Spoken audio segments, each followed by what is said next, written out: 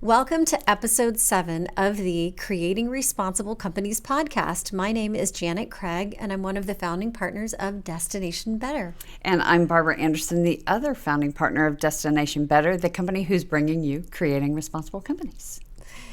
Today's episode is titled Corporate Communications: Why Corporate Social Responsibility, or CSR, is foundational to your content strategy and how to include it with 6 components for success. This is the second part of a 3-part series that obviously, if this is episode 7, started with episode 6 on communicating CSR, which is something that's near and dear to our heart. Following episode 6, when we talked about internal communications, today we'll talk about external communications. And then in episode 8, which will be our third, the third part of the series, we are going to be taking a look at communicating CSR to investors and owners.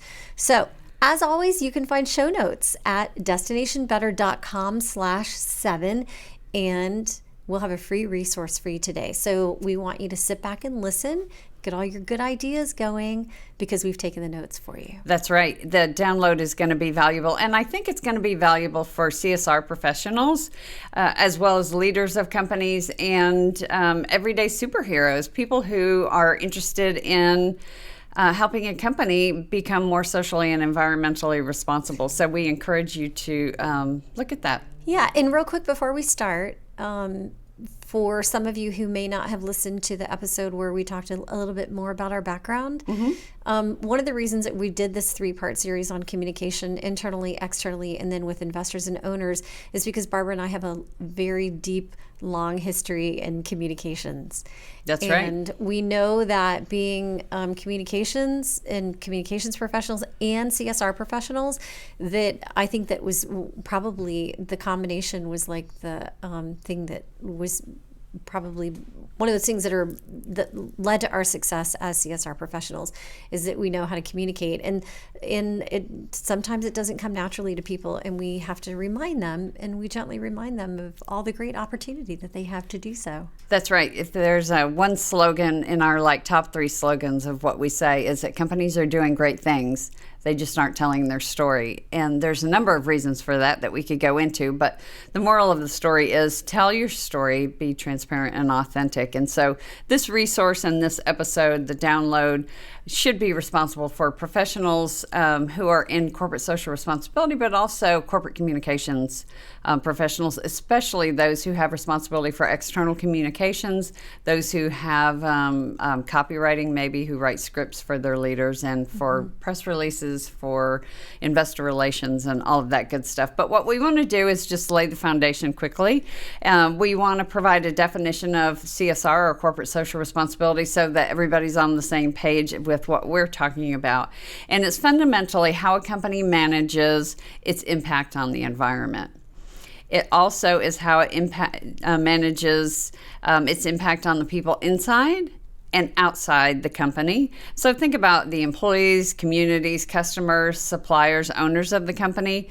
And then the third part, in addition to environment and then people, is how the company governs those areas. And this includes economic performance. So we break it down into environment, social, which is the people side of it, and then governance, or economic. So environment, social, and governance. And so the first piece is in the environment. And those topics that we'll talk about are things like that should be included in external communications, are things like energy, waste, water, and effluents.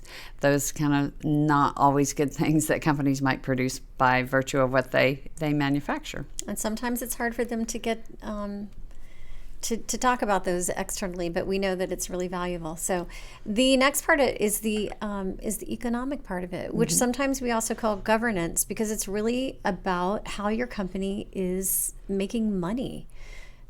Also, it's purchasing policy. So are you including environmental and social factors in the purchasing decisions that you're making to make sure that you don't have things like child labor, human trafficking, responsibly sourced ingredients or materials? And then also the ethics policies sometimes companies call them their code of ethics or their business standards, but things that are preventing corruption inside your company and who you're going to do business with, and also just making sure that companies are competing fairly. That's right. And then the last of the environment, economic, the third piece is social. So again, this is how companies treat people inside and outside of the company. So this includes things like customer health and safety, product ingredient transparency, labor practices, employment policies, labor relations, and then especially as it relates to your employees' safety, training, diversity, and discrimination, or lack of, hopefully, discrimination. And then the things such as preventing child labor or human trafficking in your company as well as in your supply chain. And then how your company supports the communities in which it operates. And so what Janet's going to jump into next are those 6 components that we promised to share. What's the first one, Janet? Number 1 is audience. Isn't it always? You have to identify who you're talking to, right? That's exactly right. So some people call them an audience. Some people in CSR, we call them stakeholders. So for external stakeholders, the community in which you're operating in, your immediate neighbors. Sometimes we make this like A circle, B circle, C circle. So people that you or external stakeholders that you impact directly, and then some that are indirect, some that are upstream from your company or downstream from your company, and even online audiences that we know now is like incredibly critical. Also, don't overlook government. A lot of government affairs professionals like to know, and people in government that are asking about what your company's doing. Make sure your government affairs people are on board. Also, your suppliers. There's tons of supply chain innovation opportunities when you start talking to your suppliers about things that you want to do, or if you want to decrease waste in your supply chain, they're always happy to help. Your customers. Yeah.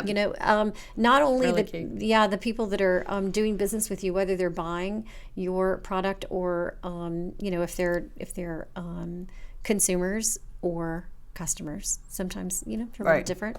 And then also candidates, and we're talking about employee candidates. So ability to attract and retain those candidates that want to come and work at your company, because there are a lot of values-based talent out there that wants a guilt-free career. They want to feel good about what they're doing. So those are some of your audience members. That's right. So that's the first piece of the 6 components is audience. The second is what to communicate. And Janet and I walked through kind of environment, social, and governance earlier in those topics. So think of those terms that we already went through in terms of the same things that you would communicate to a customer or that you would put on your goods and services. The key is 2 things, is to be authentic in your communications and to be transparent. And it's always tough, especially for those in sales or leaders of a company or those of us who like to tell the good things. But you need to also be honest about those topics that maybe aren't as good. And then always you can address if there's something that you're working on that or maybe you have something in your an ingredient in a product, let's say, for example, if it's a food product, and you really should not use that in your supply chain. And so talk about what steps you're taking to replace that, or how you're testing some other chemical or some other ingredient that could substitute. So in terms of what to communicate, it could be really broad in terms of what your commitment is. So you think about, like, if you see a company and its commitment to corporate social responsibility, what it's mostly focused on and why. Or it could be in some of the reporting that Janet and I work on for a lot of our clients, it could be really granular data. It could be something as specific as the energy use at a specific facility in a specific city. So so the data really could span a number of different areas. And the one guideline that a lot of CSR professionals use is topics that are outlined in the Global Reporting Initiative, or the GRI, the Global Reporting Initiative, and it outlines the environmental, social, and economic topics in more detail. We didn't want to give you too much information and overwhelm anyone, but that's a great resource to turn to, isn't it? Those standards that are in the GRI. Yeah, absolutely. And we've used their just kind of like a little screenshot even of their topics that they have broken down so that if leadership says, well, I don't understand why this is a social topic or an economic topic or an environment topic, the GRI has done a great job over the years of really getting their methodology down so that other companies can report that they've done a really good job on bucketing those topics, and it's just an incredible resource if you are interested in taking a look at that. That's right. So, are we going to talk about why we should communicate? That's the third component. Why should you communicate? Number 3. Number 1, reputation. It's one of the greatest components of the value of your company, and that reputation doesn't always show up on your financial statements, but it's really super important. It's almost as important as culture.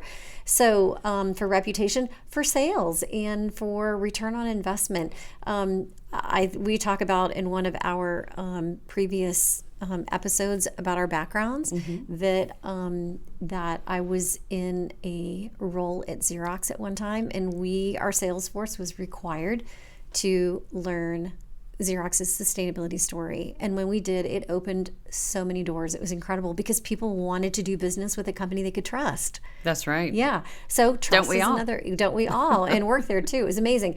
Trust. Supply chain and innovation opportunities. We talked about that just a moment ago when we introduced this, is that there are people, companies in your supply chain, they want to reduce their cost. They want to increase their profitability. If there are things that is going on inside how you guys are doing business together, and you want to get rid of stuff like styrofoam, there's some really cool stuff that you can do together, innovate. It's amazing.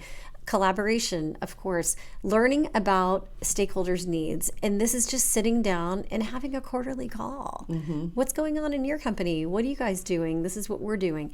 Fostering those relationships that are so incredibly important. And also to reinforce your company branding and what you're really about. If you are serious about taking a really good, solid, honest, authentic, transparent approach to corporate responsibility, then your company branding should reflect that, and you're going to benefit from it. And then also fulfilling reporting requests. So you may get requests from other companies that you do business with that want you to report in a couple of different ways. We've helped companies report through EcoVadis and through CDP and things like that. And so you may be getting some of those requests. So those are some other reasons to communicate, because they need to know that they're doing business with someone that is managing their environmental and social risks, that is a good, trustworthy partner that's going to be with them for a long time. And that's that background behind those reporting requests in RFPs too. That's right. So that's why communicate. So, component number 3. Component number 4 is ways to communicate. And this is quite the lengthy list, because I think we often think, we've got our website, we can communicate. There's a few different places, but let us go through these and see what you think. So there's a number of different channels. On your website, you've got products. You can put product placements, statements. There's policies that you've got publicly that your stakeholders can access. Things like your supplier code of conduct, your code of ethics and business standards. Another place that people might not think is in your contracts. You can actually make public commitments in your contracts, which we did in terms of our fight against human trafficking when I was managed global corporate responsibility. In your advertising, my gosh, more and more companies are putting their commitment to their communities, to their employees, all that is their advertising message. And so think about that in terms of digital, print, TV, and now voice, as we well know. For those podcast fans of ours. Also on social media, think about things, posts that you can make, and you could create LinkedIn articles. You could have Facebook posts, and you could even direct them through the Facebook algorithms to your customers. And direct message your LinkedIn too. Yeah, that's true. Absolutely. If you're doing really good stuff, you should be marketing it. Instagram is a great platform for pictures. People love behind the scenes. Maybe you can show some steps that you're taking in your company to be more responsible. So how could you post those on Instagram? And then there's proactive ways that companies can communicate CSR, and then there's some that their companies are being asked, or could we say forced, to voluntold. Right, volunteer. So what triggers are those to report your social and environmental aspects of your company? So think of things like legislatively, right? The government, we know, has requirements in terms of what companies must report. And then those are being asked, Janet referenced earlier, and we'll do some episodes about these different reporting frameworks, but one is CDP, which used to be Carbon Disclosure Project, EcoVadis, and these are all systems that are tools that consolidate data on behalf of others so that everybody's not reporting to a million different places. And then we spoke earlier about the Global Reporting Initiative as a great framework. So if a company wants to produce a corporate social responsibility report, the GRI framework is a really great place to start, or in whether it's to the exact T or just using that kind of as a guideline. And then there's just like a number of things in addition to like public speaking, integrating it into leaders' talking points. Think of like customer events, groundbreakings, ribbon cuttings, talking with customers, having your leaders integrate it in customer conversations, but also could be more formal way of like writing articles, even books or op-eds to place into editorial sections of papers. So that's quite the list of ways to communicate, and I don't think we covered them all, but hopefully it gives you some ideas of different ways to go about it. So that's number 4, ways to communicate. So what are some words of caution, the 5th component, Janet? Number 5, words of caution.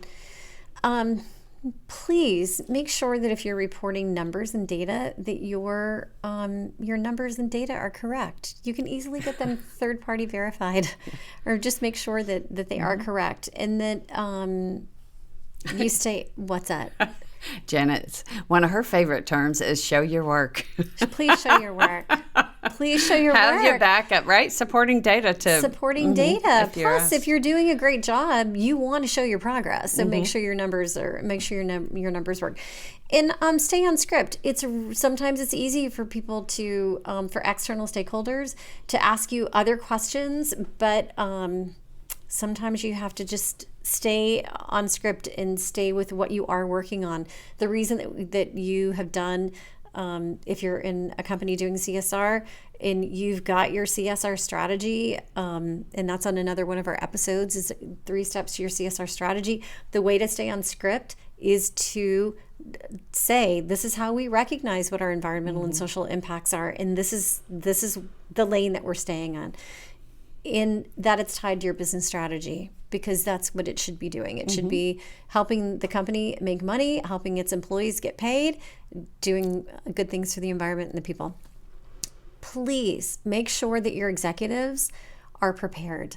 We know and have heard several stories where executives weren't prepared and they really didn't have answers. And we want to make sure that they do have answers, super high level, and boards of directors as well. Just make sure that everything is coming through corporate communications. Don't greenwash. Do we need to explain what greenwashing is? I'm sorry for the people that are watching. They probably just saw me roll my eyes. I did win the Most Expressive Eye Award in 7th grade from Miss McCoy, my science teacher. Okay. Greenwashing, there's so many different ways to greenwash. So overstating something, making something seem less bad for employees or less bad for the environment. If you feel like it's less bad, then you should go back and take a look at what you're really reporting, and maybe you need to correct course a little bit and wait until you've done something even better to tell that story of whatever it is that you're thinking about talking about. Or someone may call it like pulling the wool over your eyes, right? Like, because you don't have all the facts, we'll make it sound good. Yeah, please don't do that. Yeah. Because the rapid exchange of information, now you're, number one, once you put it out there, you can't get it back. So please be sure that it's bulletproof. What else? Stay within your brand, of course, visually and with words. And here's the biggest value bomb that we've got for this episode. Are you ready? Are you this ready? is Janet's value So bomb. my 5 words that we always take a look at when we're figuring out, number 1, is it a topic that we're going to talk about? And number 2, does it really reflect, everything that are in these 5 words? Number 1, is it relevant to your company? If it's not relevant to your company and you're kind of deflecting, you're probably greenwashing. Number 2, does it tell a complete story? Have you covered all your bases? Have you closed the circle? Is it consistent with what you've talked about in the past? Is it transparent? Are you being as open and honest as you possibly can? And is that data accurate? So relevance, completeness, consistency, transparency, and accuracy. That's right. So that's the 5th component, words of caution. So we've talked about the audience, what to communicate, why communicate, ways to communicate. The 5th that you just covered, Janet, was words of caution. And then last is areas of opportunity, because we want to end on a high note, right? We do, because we are glass half full. That's right. Glass half full kind of gals. And so the areas of opportunity, we might think that these are kind of obvious, but it's certainly communicating a company's CSR is a way to completely reinforce the company's brand and reputation. Even for those things that, as you're being transparent, that maybe aren't completely positive things, it fosters trust. By communicating CSR, it fosters people's connection to your company. And this is important with customers. We know there's so much competition for products and services. And if there's a way for them to feel good about the item that they purchased because they know a little bit more about your company, then all the better. And that's where it starts to hit the bottom line. And one thing that I think is really key is by employees seeing your company's communications in the public space, it really can instill some pride in your employees. And, they share it and they feel great about it. We see this on LinkedIn. We see it on Facebook. And this is for all employees, not just the ones, because in our previous episode, we talked about internal communications that we need to make sure that even if employees don't have access to an intranet, that you are communicating with all of your employees. And then when they have other friends that are like, hey, I just saw that your company's doing this thing on social media, and they can go, absolutely, I feel so good about where I work. Yeah, and it's hard to retain employees. And so if this is one way that you can do it through their pride, because employees might put up with a lot of things, or they may feel really good about their company for their compensation or their benefits. But this is something that really can go a long way with an employee. So those are our 6 components of successful CSR communications externally. We hope this is helpful to you. We've got a resource that will give you some guidelines, and that's at destinationbetter.com/7. And we would hope that if you have listened to this and you have some really awesome stories to tell and share and best practices, that you'll go to our website at destinationbetter.com and just click on the Say Hello tab, and there's a little button, and you can just leave us a 3-minute message, up to 3-minute message, if that's what you want to do. And we'd love to hear from you, because we need to share your story about how you are communicating your story and some great wins that you've had. We'd love to hear from you. And we know that we'll do an episode, because it's something near and dear to my heart, is how companies put their CSR messaging on their product placement. And so I've got a collection here of physical items that we'll do a whole episode on. We should have like a whole wall of all the cool things that we have. Yep. So we encourage you to look at the products that you purchase and see what they have on there about where it was made, how it was made, what energy was used, what maybe the company contributes to. There was a product this morning that was I think it was a medicine product. Buy this and we'll contribute, 1 eye drop to, a package of eye drops for your purchase. So we are destinationbetter.com/7. I'm ahead of myself because she's so excited. I'm so excited about episode 8, where we're going to talk about investors, shareholders, and a company, because they're communicating to them, because that's a really unique audience group or stakeholder. with unique communications to direct to those. And I think, especially for larger companies, it's something that might be overlooked as a huge opportunity for them. But Janet's our resident expert on that, is going to go into that in episode 8. So find us Facebook, LinkedIn, Instagram. We have a Facebook group that we'd love to have you join. It is gated, so it's a free group, but we do want to make sure we have the right people in there. And we're on YouTube, so if you're listening to this but want to see what we look like, then you're welcome to do that, and we'd love to have you look at it. And we'll have people on the show in the near future too. And we are on Apple, iTunes, Stitcher, Spotify, and Google Play. So thanks for joining us, and we'd love it if you'd share, the episodes. We put a lot of energy into these, and if you could subscribe, it would mean the world to us, because it takes a lot of time to put these episodes together. We really are trying to make them meaty and valuable to you. So thanks for joining us. Until next time. Yes.